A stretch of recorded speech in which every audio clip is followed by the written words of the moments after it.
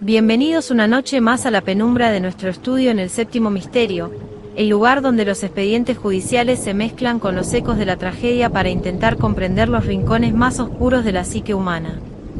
Hoy abrimos un archivo que, más de 2 décadas después, sigue siendo una herida abierta en la sociedad mexicana y un referente de cómo el amor obsesivo puede descarrilar hacia el horror absoluto, el caso de Diego Santuy Riverol, conocido mediáticamente como el asesino de Cumbres.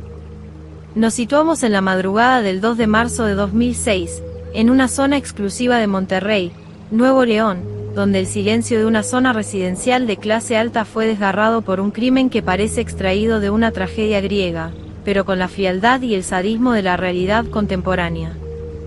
Diego Santuy era, en apariencia, un joven universitario común, pero su vida estaba marcada por una relación tormentosa y volátil con Erika Peña Cos, una joven de una familia conocida en el ámbito social de Monterrey.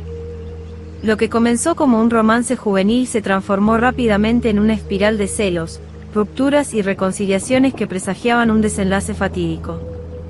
Tras una ruptura que Diego se negaba a aceptar, la obsesión tomó el mando. El joven no solo buscaba recuperar a Erika, sino que, en su mente distorsionada, la idea de la venganza y el castigo contra la familia de ella comenzó a gestarse como la única salida ante lo que él percibía como un rechazo insoportable. La madrugada del crimen, Santuy llegó a la casa de los Peña Cos, ubicada en la calle Monte Cassino de la colonia Cumbres, portando un pasamontañas y cinta industrial. Su objetivo inicial era confrontar a Erika, pero la situación escaló hacia una violencia desmedida que no dio tregua a los miembros más vulnerables del hogar. En un acto que todavía estremece a quienes conocen los detalles forenses, Diego atacó y asesinó a los hermanos menores de Erika, Erika Sur, de apenas 7 años, y María Fernanda, de 3. El ensañamiento contra 2 niños indefensos fue el elemento que transformó este caso de un crimen pasional en un evento de infamia nacional, marcando a Diego como un monstruo ante los ojos del público. No conforme con el doble infanticidio, Diego Santuy también atacó a Erika, hiriéndola en el cuello, y secuestró a la empleada doméstica, Catalina Bautista, metiéndola en el maletero de un coche antes de emprender una huida desesperada hacia el sur del país. En el Séptimo Misterio, analizamos esta fuga no solo como un intento de escapar de la justicia, sino como el colapso total de un individuo que, tras destruir todo a su alrededor, se encontró de frente con la magnitud de sus actos. La captura de Diego y su hermano en Oaxaca, apenas unos días después, marcó el inicio de un proceso judicial que se convertiría en un espectáculo mediático sin precedentes en la televisión mexicana. Lo que realmente cimentó este caso en la cultura popular fue la estrategia de defensa de Santuy y las explosivas declaraciones que dio ante las cámaras. Diego cambió su versión inicial, asegurando que él no había actuado solo y que Erika Peña Cos había sido su cómplice activa en el asesinato de sus propios hermanos como parte de un pacto de odio hacia su madre. Esta acusación dividió a la opinión pública de una manera visceral. Mientras unos veían en Diego a un manipulador cínico, otros comenzaron a sospechar de Erika, alimentando teorías de conspiración que sugerían una pareja diabólica al estilo de Bonnie y Clyde, pero envuelta en el contexto de la alta sociedad regiomontana. Los careos judiciales entre Diego y Erika fueron transmitidos casi íntegramente, mostrando a un Santuy desafiante y a una Erika que pasaba del llanto a la indignación. En estos encuentros, la tensión era casi palpable.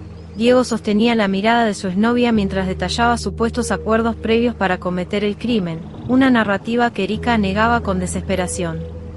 En nuestro estudio, consideramos que estos careos fueron el punto máximo del morbo social, donde la búsqueda de la verdad quedó en segundo plano frente al drama de 2 jóvenes que se destruían mutuamente frente a millones de espectadores, convirtiendo una tragedia familiar en un reality show judicial.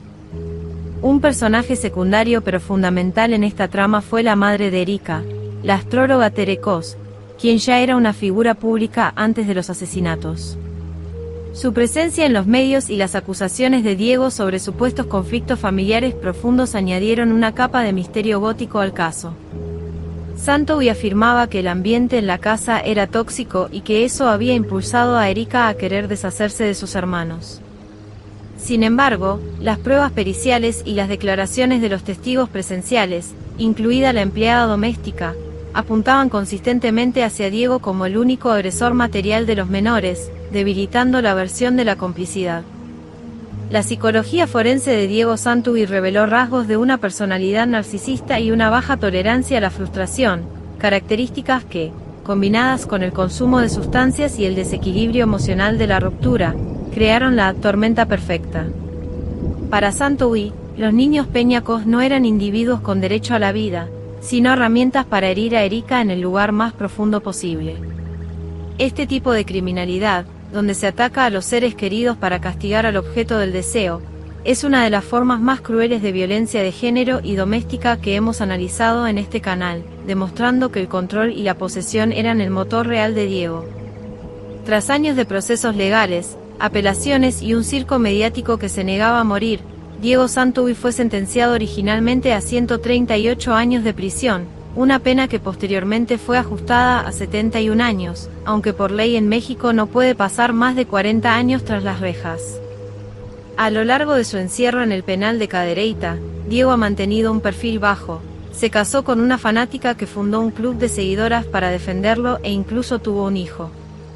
Esta extraña faceta de celebridad criminal es un fenómeno que analizamos con asombro en el Séptimo Misterio, viendo como un doble infanticidio no fue impedimento para que un sector de la población desarrollara una fascinación romántica hacia él. Erika Peñacos, por su parte, desapareció del ojo público tras el juicio, tratando de reconstruir una vida que fue despedazada aquella madrugada de marzo. La secuela psicológica de sobrevivir a un ataque de tal magnitud y cargar con la pérdida de dos hermanos bajo la sombra de la sospecha pública es una carga que pocos podrían soportar.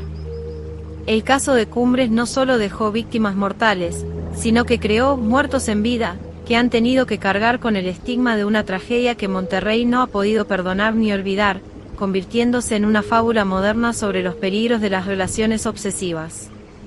En nuestro análisis, no podemos ignorar la influencia de los medios de comunicación de la época, que en su afán por el rating, a menudo cruzaron líneas éticas. La cobertura del caso Santuy Peñacos sentó un precedente sobre cómo la prensa puede influir en la percepción de culpabilidad de las personas, creando villanos y víctimas según el guión que mejor venda. El asesino de Cumbres fue un producto tanto de su propia violencia como del sistema mediático que lo alimentó, transformando un expediente criminal en una leyenda urbana que sigue generando clics y debates encendidos en redes sociales hasta el día de hoy. La casa de la calle Monte Cassino, escenario del horror, permaneció abandonada durante años, convirtiéndose en un lugar de peregrinación para entusiastas de lo paranormal y curiosos del dark tourism. Recientemente, la propiedad fue demolida para dar paso a una nueva construcción, en un intento de la zona por borrar el recuerdo del crimen.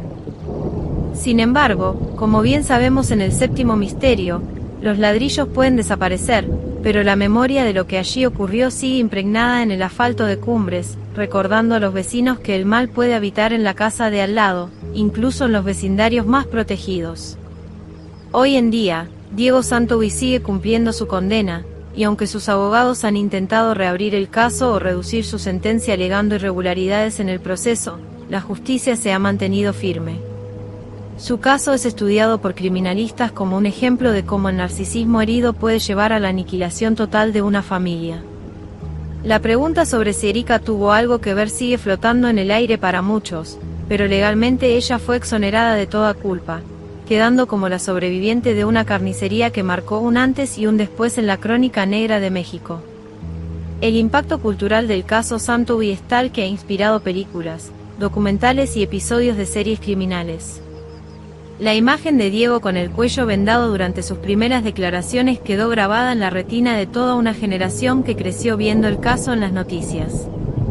En el Séptimo Misterio, valoramos este expediente como una advertencia sobre la importancia de detectar las señales de alerta en las relaciones violentas antes de que lleguen al punto de no retorno, donde la obsesión se convierte en un arma letal capaz de destruir la inocencia y la vida misma. Llegamos al final de este desgarrador expediente sobre el asesino de Cumbres. Cerramos este archivo recordando que, más allá del morbo y las teorías, hay dos niños que nunca tuvieron la oportunidad de crecer y una familia que quedó deshecha para siempre. Antes de apagar las luces del estudio en el Séptimo Misterio, Les planteo a nuestra comunidad la pregunta que ha dividido a México por años. ¿Creen que Diego Santuy actuó bajo una locura solitaria motivada por el rechazo, o piensan que la versión del pacto con Erika siempre tuvo algo de verdad que nunca se pudo probar? Su opinión es el cierre de esta investigación. Buenas noches. Cuiden a los suyos y manténganse alerta ante las sombras que a veces se esconden tras una cara conocida.